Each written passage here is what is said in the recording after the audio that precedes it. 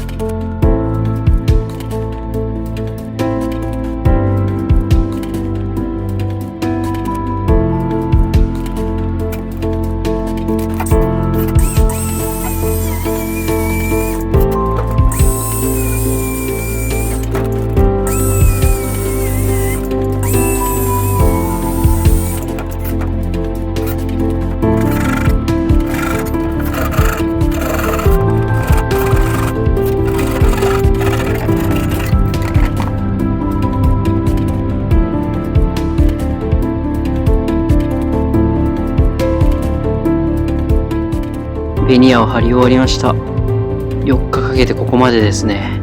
素直に 40mm のスタイルを買っておけばよかったですね。点検口は今はこの形ですね。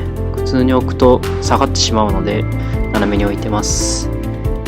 で、食洗機がここに来るので、排水と給水設置してます。